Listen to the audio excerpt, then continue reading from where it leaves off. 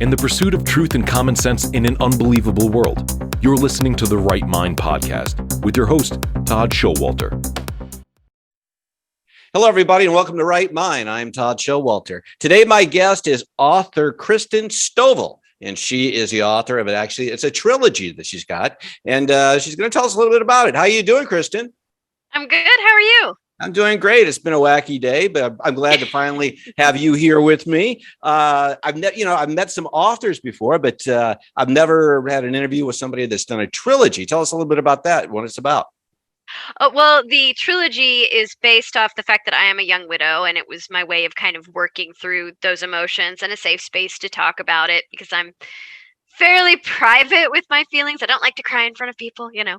So it's based around a young woman who becomes widowed in her 20s, and it's in a fantasy world. So as a result of this connection between her soul and her soulmates, she inherits these abilities to heal through magic and goes off out of her quiet little corner of the kingdom and is thrown into this big world of adventure and danger that she just really doesn't feel equipped to cope with. Wow. Okay. So is it what time period does this take place in? It's medieval fantasy, but it's in a wholly different world. So it's not set in our world. Gotcha. Okay, well, that's a really interesting premise. So she's widowed, and then is it the ghost of her spouse that helps guide her? Or how does that work? Yeah, what I've set up is that in certain circumstances, and it's very rare, when one of the partners dies unexpectedly, then their souls will form a connection and be bound. So she can still hear and see him and speak with him, although others who are not magic users cannot. Okay. And what's the name of the first edition? The first book is called Soulbound, which is the term for these people who have the healing abilities because of loss. Okay. Now, is this main character or heroine, is she based on you to some aspect?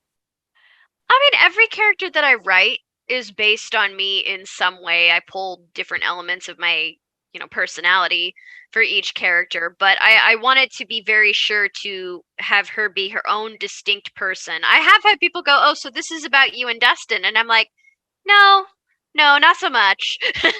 I didn't get any magic powers. It wasn't an origin story for me. I got you. Now, how long ago did your husband pass away? He passed away in 2010.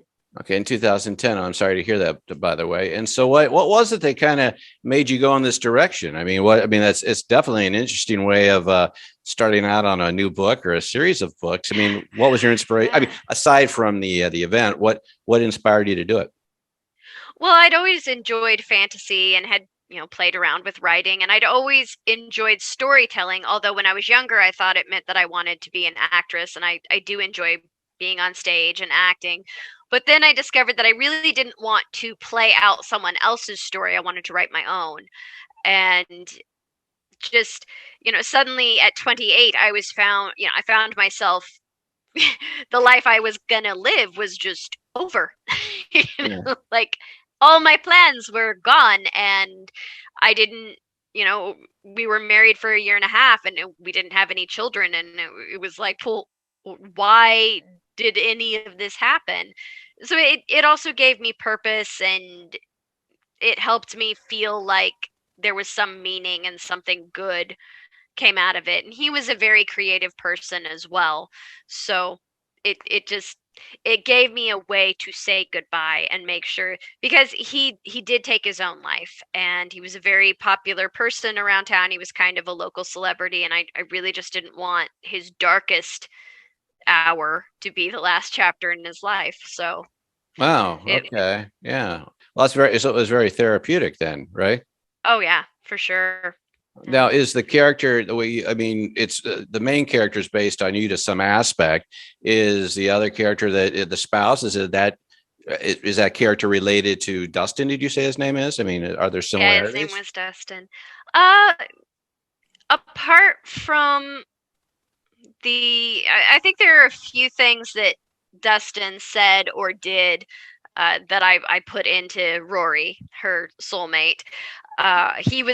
Rory was very popular and Dustin was very popular. So that was kind of drawn from reality. But I kind of needed to keep those two more separate because, and I've based characters off of friends too, and you have to just, there's a point at which you have to divide it because you'll get completely stymied if you just try to figure out what your friend or, in this case, my dead husband would have done in any situation. Like there's a point at which you just have to go, nope, this is not that person. So what was in the first edition? What was the overall? What was the plot? What was the storyline? What was going on? Well, the first edition, the first book in this trilogy, a lot of it is, an introduction into the world and the characters and the concepts, and it just sort of sets up for what happens later in the trilogy. I kind of keep it a little bit, oh, this is what's happening. This is fine. And then we find out there's a lot more going on. Okay. Well, what's your process as an author? Is this your first book? You said you were involved in theater and things like that beforehand, but as far as writing goes, was this your first, major endeavor here? Yeah. I had played around in like fan fiction and stuff, just as a way to cut my teeth. And that's sort of it's somebody else's sandbox, but then you're not responsible for creating the world or anything. And it's just something like I shared with a few friends, and I got to know other people. And in fact, I'm co-writing a series now, and that's how I got to meet that friend of mine, my co-author, who's also a published author. But it's a good way to kind of cut your teeth and learn how to do things and build characters in a way that, you kind of have a net, a safety net. And then I always wanted to write about like the obscure characters that didn't really have a part in the story. And I realized, I want to write my own stuff. Generally, a story idea comes to me. It'll just be like a scene and a piece of music will inspire it, or maybe something like a piece of art, something I see out on the streets, and it just gives me like a little idea for a scene. And then that generally just spirals into something ridiculously epic. Okay, so as far as the trilogy goes, did you know from the beginning that there was going to be a trilogy, or did it just kind of lead into that? It led into that. It started with a scene where this young woman was getting to say goodbye to the spirit of her loved one, and then I started to kind of wonder who those characters were and what brought them to that place. And then I was like, okay, I've got a story. And then as I was going through the story, I thought, okay, I've got two. Wait, nope, this is a trilogy. And I knew that it had one of two endings that could happen. And I didn't decide till the end of the second book which way I was going to go with the ending. Okay, now you mentioned publishing. Is this, are all three of these published at this point? Yes, the trilogy is complete, and a prequel just came out in December. Wow, great. Okay, and where is that? Where's your book? Where are they available? Are they on Amazon, or how can people get? They're on Amazon. They can be ordered through Barnes and Noble, Books a Million, through me. There are some bookstores that carry them. Amazon's probably the easiest place to find them, and probably where most people go for books. Okay, well, we'll make sure that yeah. And we'll put all that information up. Gotcha. Okay, we'll include all that. So, what is your process? As an author, what's like? Do you have a regular schedule? Or do you have writing hours, or how does that go? Are you just kind of I'm a cartoonist, and so I have my certain writing periods. When I actually do the artwork and that. So I'm pretty regimented about it. Do you have the same thing as when you're actually writing? It's fairly organic. Initially, it was just when I'm really on a roll, I will lose all track of time and write from sun up to sundown and barely sleep because the characters won't shut up in my head and I'm getting all of these ideas. I do try to at least keep, at the very least, I do have certain hours I want to make sure that I fill with writing work and that I'm doing something productive with it. Particularly if it's editing, because I hate that part. I hate going back through my stuff. And, do you have an editor that helps you? Yeah, I do. Okay, I do. But I still have to do my rewrites and everything before it even goes to the editor, and then it comes back to me, and I have to go look at that again. And there are a lot of rinses to every book It's a Well, process. it sounds like such a daunting undertaking, like coming out with your first book. I mean, when you first dove into it, I mean, did you know that, yeah, this is going to be a book and this is my plan, or did things just kind of progress? I mean, how did you go about once it was finished and you'd gone through the edits that you did and you sent it to an editor? What were your next steps? I mean, did you submit it to the publishing houses? Did you publish it yourself, or what was that whole process? Well, I hired a professional editor and then I chose to publish it myself after talking to several people who had been both traditionally published and who had self-published, and some who had done both, who had been traditionally published and then switched to independent publishing. So I did my research and then I decided, well, I don't want to wait for anyone to tell me that I can be successful, so I'm just going to do it. Yeah, and you know what? I mean, that seems to be. I mean, it used to be. It's almost like filmmaking and things like that. It used to be, oh, you got to make your film, and it's got to go through a studio or go through distribution. But you have the indies that come out now, and the same with music, and now with writing as well. The independent markets are really starting to come to the forefront. I mean, they are, because we live in an age where all of the technology for it is just way more available to people, and for some of it for very reasonable costs. Right, and not only that, I mean, the money that you're giving up to a publisher, you can, I mean, by taking those funds and putting it directly into your own marketing and doing your own, I mean, it puts you ahead in a lot of ways. So it does. Did you? So what was your process for self-publishing? Did you do it all through Amazon, or did you actually have these physically printed, or how'd that work? I did it through Amazon. It's really just looking at the market, it's the most practical way to go. Uh-huh. And Amazon has expanded distribution. So all of these different bookstores and things like that can, in fact, order them and sell them if they want to. Libraries can order them. And I also do in-person events and go and just talk to local bookstores. And so there's a lot of legwork. I mean, do you schedule all that yourself? I mean, I find this stuff fascinating. I mean, I know, I mean, the whole creative process, of creating the book and writing the book, everything that goes into it. But again, like any artist or like a writer, a lot of people don't understand that you just don't write a book and boom, there it is. Everybody reads it. No, there's a lot of work that goes into it. So, I mean, it's neat. That's why I'm kind of interested to see, some of your trials and tribulations that you've been through from that aspect. Yeah. And it also, when you publish independently, and I'm sure this is of any kind of independent art, you always have to sort of fight for people to take it seriously. It's like, no, just because I chose a different path does not mean it's just me playing a game. I'm not playing writer. I do this full time. Right.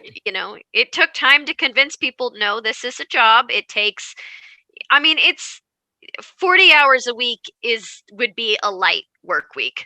Oh, absolutely. People don't realize that. No, I mean, when at least you're a writer. Boss, yeah. You're a writer, because I tell people I draw cartoons. They're like, what the hell? What? Right. It's like, does what? Are you sure he's not in the witness relocation program? Yeah. And then they kind of look at you like, so what do you do for work? Right. Like, I make balloon animals. I make balloon animals. Something like that. No, it's crazy. So what? Okay, now you've got the trilogy. Is this just going to keep going, or is this the end? I mean, or do these characters keep going on and on and on? I would like to revisit them, at least in cameo form, in some stories I kind of have swirling around in my head for later on that take place after the trilogy, at least, the ones that are still around. I was going to say, without any spoiler alerts, I mean, do our characters, do you have is that opportunity there? I mean, for them to go on? Oh, we don't have to say that, but, we'll have people read the books. For some of them. Yeah, okay. But you want to, so what? Okay. Yes, no, maybe. Right. Read it if you want to find out, right? Right. But I'm currently kind of working on it. I'm stretching some different writing muscles. I'm co-writing a new series, which we're going to put the first book out next month. And what's that about? February 20th. It's called The Fae Touched Chronicles, and it actually does take place in this world, but it has like a fantasy twist. So it's more leaned toward romance, but with some fantasy in it. The Fae Touched are people who have magic because they have Fae in their heritage and their bloodlines. Mm-hmm. So, yeah. The first book takes place in Victorian Scotland, and So So it you kind of goes from there. you like that period? I mean, you're into the medieval and the earlier. You're not. I Yeah, got you. yeah, So, yeah. so the new series, I mean, is this, I mean, even though it's different, I mean, when people read it, I mean, do you have a specific style, would you say that, people say, oh, I recognize, recognize this book from other ones. For example, I'll read books and some authors, you know what to expect, whether it's a Beach James Patterson book or something else, you know what you're going to get. Right. Do you have a specific style in your writing? I definitely have my own style because I'm co-writing this new series. It's different. We have, we each have our own style and we kind of have to meld them together. It's very helpful that the person that I'm co-writing them with was a bit of an, well, not a bit, she was a very big influence in my development as a writer. So it's kind of easy for me to sort of lean into that a little bit. And we've been friends for 20 years, so we also know each other very well, you know. But when I write my own stuff, it definitely has its distinct style, which of course is influenced by what I enjoy. So, Sure, absolutely. Any big goals down the road? Do you think any of these have film potential? I mean, I would love them to be made into film. Have you thought about that? I mean, because Oh that's yeah. with the Oh content yeah. and the way things are going. I mean, that's always a big avenue to pursue. So, I mean, have you done that yet? Have you talked to any editors and say, hey, I think this might make a good miniseries or something? I haven't spoken to anyone yet just because I'm not quite sure how to start that process. And I wanted to make sure that I had the trilogy completed first. And I want to focus on kind of establishing that world really well and refining my craft and becoming a better, stronger, and more flexible writer. Mm-hmm. But it is definitely something I would love to see happen. I always sort of mentally cast all of the characters, so I have entire cast lists in my head. Oh, you do? Okay. Well, who would I that? do. Who is your main character? Who's going to lead that one? Well, she changes from time to time as I see different people, and I haven't found the person that I really feel is just perfect for her yet. I do like, I think her name is Jessica Blake Finley. She was in Downton Abbey. I like her as Aislinn. Ben Barnes is cast in like everything in my brain. So, but Okay. Ben Barnes is sort of her. It would be Rory. Richard Madden would be one of the other characters. So yeah, and then there's also casting for the new series and for the prequels. It kind of helps me to have that visual, to have that person in my head. Right. I was And going to say, right. yeah, Yeah. So you, and yeah. so you actually picture this, potential actress actually reading your lines, so to speak, huh? Oh yeah, yeah. Yeah. Sort of picture them in the scenarios and the scenes and everything. Now, even though I do cast them, the characters always kind of end up in my head taking on their own personalities and their own faces. And so while they'll kind of start out that person, they will change and they're not entirely that person in my head. But like if I had to pick someone, that's who I'd pick. No, there you go. Do you have a lot of fan feedback? Do you get a lot of readers that get in touch with you? I have some people that do reach out and get in touch with me and talk to me a little bit. For the most part, they kind of just do it in a very sort of, they'll comment on stuff and be respectful. Once in a blue moon, someone will message me, and they're usually very polite. So, Any crazy stories though? I mean, everybody likes a crazy not stories. not yet. No crazy stories yet. So, hoping nothing too crazy or scary happens. Gosh. But I'm gonna start doing the like the Comic-Con circuit soon. So Comic. Okay. All right. When so does I that all might start? The one out in San Diego or just the ones regionally?